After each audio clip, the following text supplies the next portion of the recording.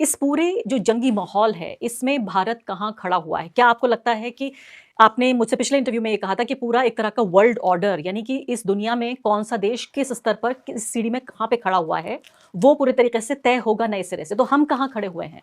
देखिए, जहाँ तक मिडल ईस्ट का ताल्लुक है, हमारा वहाँ बहुत इन्फ्लुएंस था, जिसको मैं बोलता हूँ जियोपॉलिटिकल रेलेवेंस।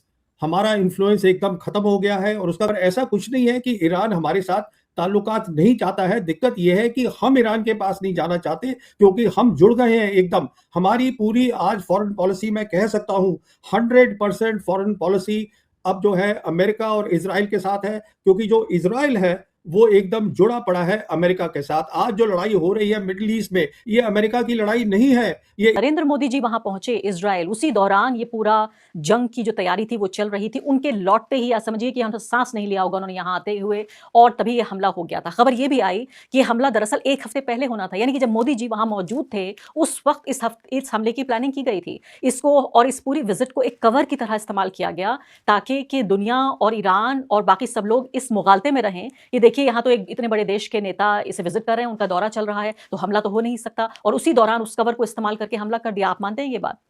देखिए, ये जो प्रधानमंत्री मोदी इज़राइल गए थे, ये मैं समझता हूँ कि ये अमेरिका की सोच थी कि ये जाए प्रधानमंत्री वहाँ। और मैं ये भी कहना चाहता हूँ कि जो एम्बेसडर सर्गियो गौर हैं, ये इन्होंने शायद बोला होगा प्रधानमंत्री को या किसी को बोला होगा। मैं इससे एक बात जो उनको समझ में नहीं आती है, ईरान इराक नहीं है। ईरान एक सिविलाइजेशनल कंट्री है, 5000 साल की सिविलाइजेशन है, और ईरान जो है उसमें ताकत है। वो लड़ेंगे, वो नहीं पीछे हटेंगे। ये बात नहीं उनके समझ में आती अमेरिकन के। उनको यही लग रहा था कि हम इराक में ये कर सकते हैं, तो हम ईरान में भी ये कर सकते हैं, आप नहीं कर सकते। प्रवीण जी, ये बताइए कि इस रहमो करम का शुक्रिया तो हमें अदा करना चाहिए डोनाल्ड ट्रंप जी को। देखिए, बहुत ही शर्मनाक बात है कि उनके कॉमर्स सेक्रेटरी इस तरीके से कहते हैं कि हम आपको 30 दिन का जो है मोहलत देते हैं, आप जाके रशिया से 30 दिन के लिए तेल खरीद सकते हैं। देखिए, वो 30 दिन उन्होंने इसलिए कहा है क्योंकि अब प्रेसिडेंट ट्रंप ये बोल रहे हैं कि ये जो लड़ाई है ये 4 या 5 हफ्ते चलेगी। तो 4 हफ्ते का मतलब हो गया 30 दिन। तो अगर ये और चलती रहेगी तो फिर हमको उनसे और मोहलत मांगनी पड़ेगी। और देखिए, ये कोई ये बात सामने आ गई है, पर इससे हमें इतना हैरान नहीं होना चाहिए।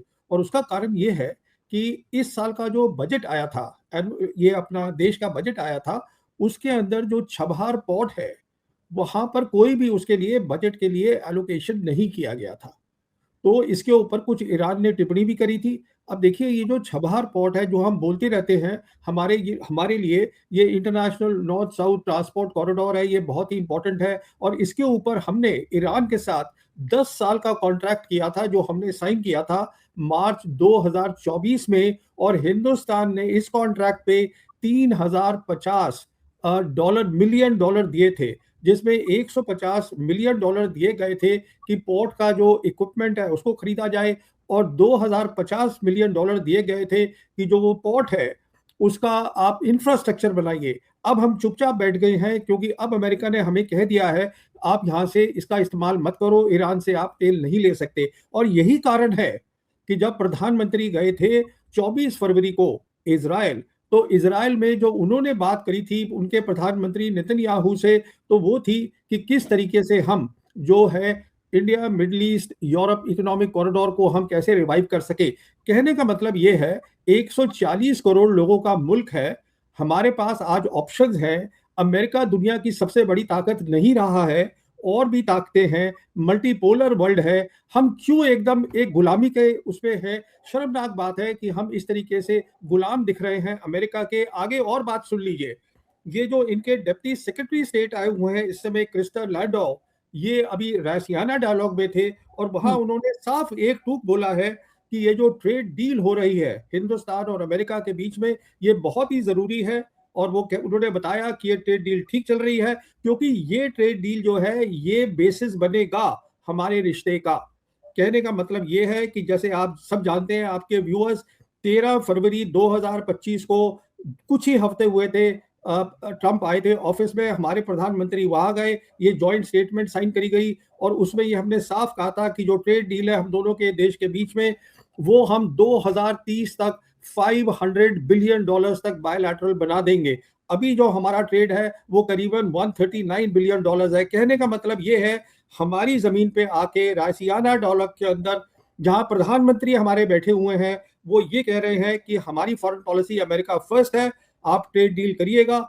इसी के ऊपर हमारा पूरा रिश्ता जो है बायलैटरल रहेगा और उन्होंने ये भी कह दिया, और प्रवीण साहनी अच्छा आपने याद दिलाया, उन्होंने यहाँ तक कह दिया कि हम भारत को दूसरा चाइना नहीं बनने देंगे। आप ये सोचिए कि इनकी हिम्मत देखिए, भारत की धरती पर आकर ये धमकी भरे लगभग शब्द हैं जो इस्तेमाल किए जा रहे हैं कि जैसे रशिया इतना मजबूत हो गया, उसने अपना एक पूरा इकोनॉमिक वो बना दिया, और एक तरह से हकलाते हुए इस बात को कह रहे थे, क्योंकि कहते हुए भी अजीब लग रहा होगा कि खुद भारत में आकर इतने बड़े ऑडियंस के सामने, जैसे आपने कहा कि दुनिया भर से तमाम बड़े बड़े अधिकारियों को इस रायसीना डायलॉग में बुलाया जाता है। मैं वापस आपको लेके आना चाहती हूँ, हालांकि दोनों मुद्दे आपस में जुड़े हुए हैं, कि ये जो कहा जा रहा है कि अभी 5 मार्च से लेकर 4 अप्रैल तक की ये इजाजत दी गई है, क्योंकि अमेरिका और इजराइल के जो युद्ध हो रहा है, इससे तेल की सप्लाई प्रभावित हो रही है। अब सबसे बड़ी बात तो मुझे ये भी बताइए कि भारत की जो 40% जो कच्चे तेल की सप्लाई है वो स्ट्रेट ऑफ हॉर्मुज से होती है, लेकिन ये जो असमंजस वाले और एक मिक्स्ड जो बयान आ रहे हैं, कि पहले बयान ये आया कि सिर्फ चीन को इजाजत होगी स्ट्रेट ऑफ हॉर्मुज से अपने जहाज ले जाने की, अब ये कहा जा रहा है कि इजराइल, अमेरिका, ब्रिटेन और इजराइल, अमेरिका और ब्रिटेन के अलावा बाकी देशों को इजाजत होगी कि वो इस रास्ते से तेल ले जा सके। अभी क्या है, हम कहाँ खड़े हुए हैं इस वक्त? हम यहाँ खड़े हैं कि जो इनके डिप्टी फॉरेन मिनिस्टर हैं ईरान के, वो भी रायसियाना डायलॉग में थे और उन्होंने साफ ये बयान दिया है, हमने हरमोज को बंद नहीं किया है, स्टेट ऑफ हरमोज, पर हम जो है इजरायली और अमेरिकन टैंकर्स को नहीं जाने देंगे, बाकियों को हमने नहीं रोका है। प्रॉब्लम क्या हो रही है, जो इंटरनेशनल इंश्योरेंस कंपनीज है वो नहीं कर रही हैं इंश्योरेंस, तो बहुत सारे टैंकर्स वहां खड़े हुए हैं और वो जाने में खतरा महसूस कर रहे हैं कि कुछ भी हो सकता है। तो अब हिंदुस्तान की जो फॉरेन पॉलिसी है वो एकदम अमेरिका के साथ जुड़ गई है, ये तो सबको दिख ही रहा है। अब ये जो सारी बात होती थी, जयशंकर बार बार हर प्लेटफॉर्म से बोल रहे हैं कि हमारी न्यूट्रल फॉरेन पॉलिसी है, हम जो है वो स्ट्रेटेजिक ऑटोनॉमी है, ऐसा कुछ भी नहीं है, सब दिख रहा है, वो हमें आके धमका देते हैं। तो कहने का मतलब ये है कि हम जो है, हमें बता दिया, हमको अमेरिका ने कहा है कि देखिए आप अभी रशिया से ले लीजिए, रशिया हमारा टाइम टेस्टेड दोस्त है, रशिया को कोई प्रॉब्लम नहीं है हमको देने में। तो जहां तक स्ट्रेट ऑफ हरमोज का ताल्लुक है, सीधी सी बात यह है कि इतना खतरा लोगों को लग रहा है, एक डर बैठ गया है, माहौल है इजराइल का, इजराइल के ड्रोन्स का, इजराइल की मिसाइल्स का, कि हमारे टैंकर्स का नुकसान हो सकता है, इसलिए वहां पर कोई नहीं जा रहा है। उन्होंने तो सिर्फ कहा है इजराइल और अमेरिका को हम नहीं जाने देंगे। जी हाँ, तो यानी कोई नहीं जा रहा है डर से, ऐसा नहीं है कि ईरान ने कोई इस तरह से एक शर्त रखी है कि सिर्फ चीन को ही वो रास्ता देगा, लेकिन साफ-साफ कह दिया कि इन 3 देशों को कम से कम नहीं दिया जाएगा। अब मुझे ये बताइए आप प्रवीण साहनी जी, कि ये खबर तो आई है रूस के तेल वाली। पहली बात तो मुझे बताइए, क्या इससे कोई राहत होगी? वो ये कह रहे हैं साथ-साथ कि ऐसा नहीं है कि रूस को कोई बहुत बड़ा इकोनॉमिक फायदा हो जाएगा, ये हम होने नहीं देंगे, लेकिन 30 दिनों की ये मोहलत आपको दे रहे हैं। हम जानते हैं इससे पहले हमारे ऊपर जो है वो टैरिफ लगा दिया गया था 25% का, और 25% और ज्यादा उस पर लगा दिया गया था। फिर ये भी कहा गया डोनाल्ड ट्रंप के जरिए कि मैं ये समझता हूं, मैं नाखुश हूं, इसलिए नरेंद्र मोदी ने तेल खरीदना बंद कर दिया है। भारत आधिकारिक रूप से तेल कंपनियां कह रही हैं कि हमने तेल खरीदना बंद कर दिया है। इस पूरे जो जंगी माहौल है, इसमें भारत कहां खड़ा हुआ है? क्या आपको लगता है कि आपने मुझसे पिछले इंटरव्यू में ये कहा था कि पूरा एक तरह का वर्ल्ड ऑर्डर, यानी कि इस दुनिया में कौन सा देश किस स्तर पर किस सीढ़ी में कहां पे खड़ा हुआ है, वो पूरे तरीके से तय होगा नए सिरे से। तो हम कहां खड़े हुए हैं? देखिए, जहाँ तक मिडल ईस्ट का ताल्लुक है, हमारा वहाँ बहुत इन्फ्लुएंस था, जिसको मैं बोलता हूँ जियोपॉलिटिकल रेलेवेंस। हमारा इन्फ्लुएंस एकदम खत्म हो गया है और उसका कारण बहुत सीधा है। पहले जो हमारी फॉरेन पॉलिसी होती थी मिडल ईस्ट के लिए, तो वो ये होती थी कि हम पैलेस्टाइन के कॉज के लिए बात करते थे, हम टू स्टेट सोल्यूशन की बात करते थे, और 1993 से हमारे डिप्लोमेटिक रिलेशन जो है वो इसराइल के साथ बने थे, जब नरसिम्हा राव की सरकार थी। तो उसके बाद हमने एक बैलेंस रखा था, एक संतुलन रखा था। वो संतुलन अब मोदी सरकार ने तोड़ दिया है और हमारी जो रेलेवेंस है वहां पर वो खत्म हो गई है। मिसाल के तौर पे अभी क्या हो रहा है, तेल का जहां तक ताल्लुक है वो तो उन्होंने हमें बता दिया है अमेरिका ने कि अभी आप फिलहाल वहां से खरीद लीजिए। हमारी दूसरी प्रॉब्लम क्या है, करीबन 9 मिलियन हमारे लोग वहां काम करते हैं वहां पर, तो इसीलिए प्रधानमंत्री भी और ये जयशंकर भी सबको, शेख को और उनको किंग्स को वहां फोन कर रहे हैं कि देखिए हमारे वहां लोग हैं, उनकी हिफाजत के लिए। देखिए हिफाजत ठीक है, सवाल ये है हमारा कोई इन्फ्लुएंस तो है नहीं। जहां तक ईरान का ताल्लुक है, मैं आपको ये बताना चाहता हूं, ईरान एक बहुत बड़ा और समझदार मुल्क है मिडिल ईस्ट का। ईरान जो है, ये बात उठती है बार बार कि ईरान क्या हमसे बहुत नाराज हो गया है। मैं समझता हूं ईरान जिम्मेदार है, ब्रिक्स का मेंबर है।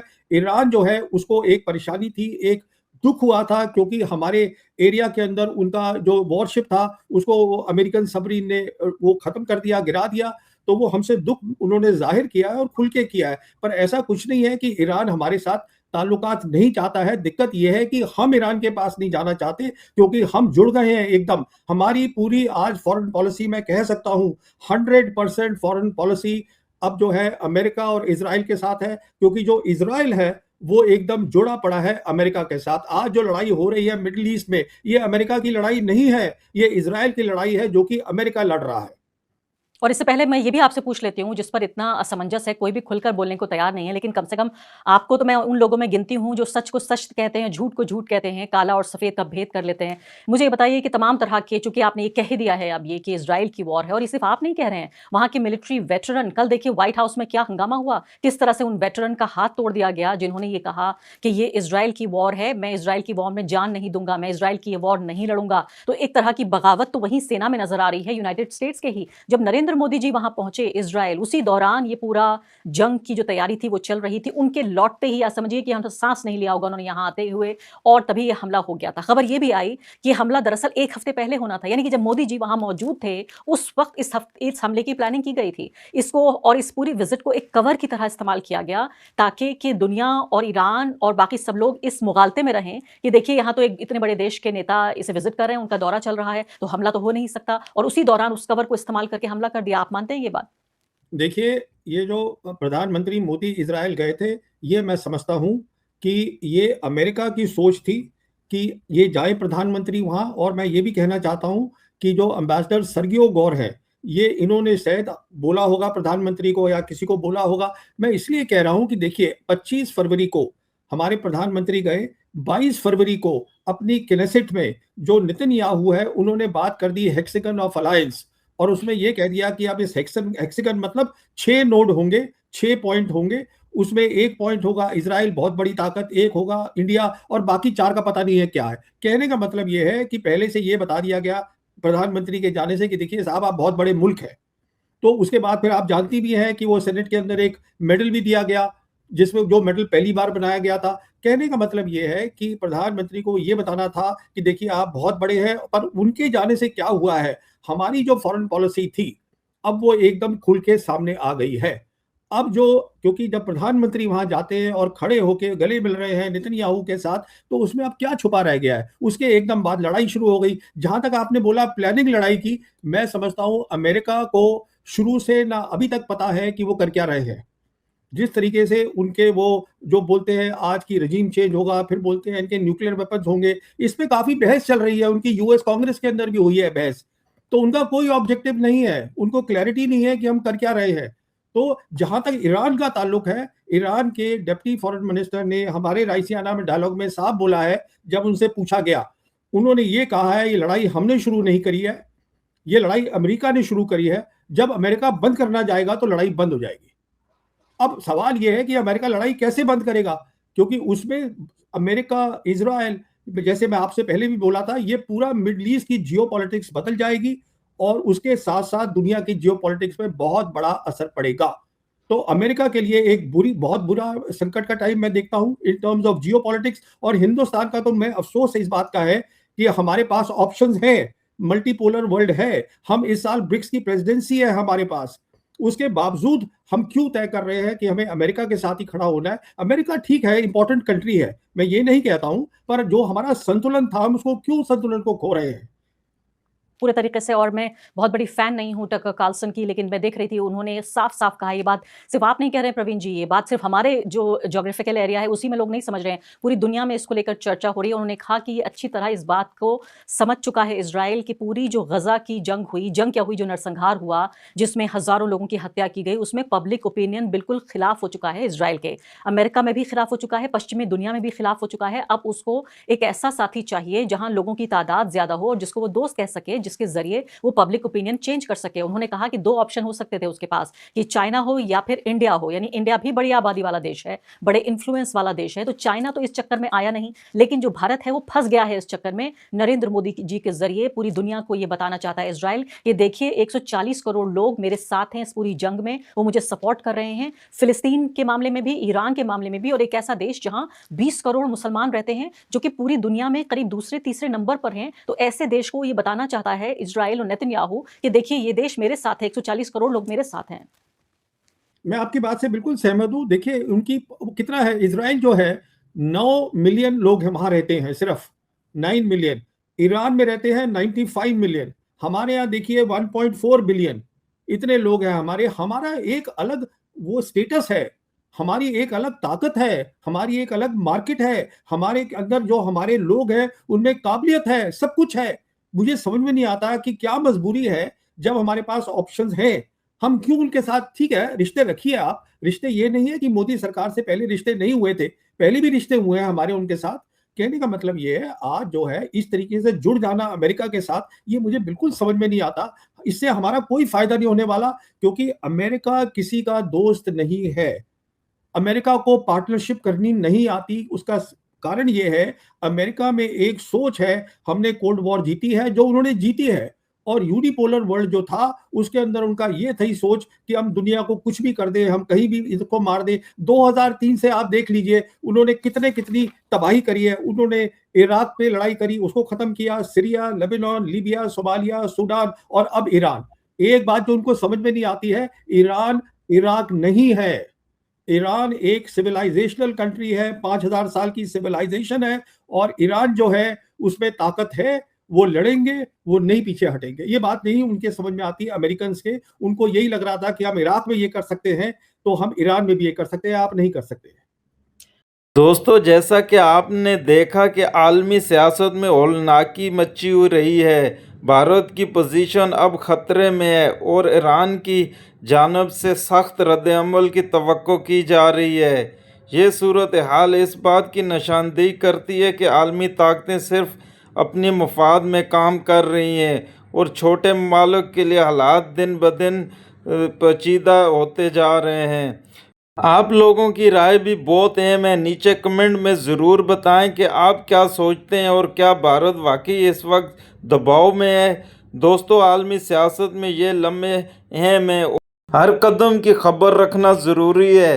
तो इसके लिए आप हमारे चैनल को सब्सक्राइब कर लें, बेल आइकन दबाएं ताकि आप किसी भी अहम अपडेट से महरूम ना रहें।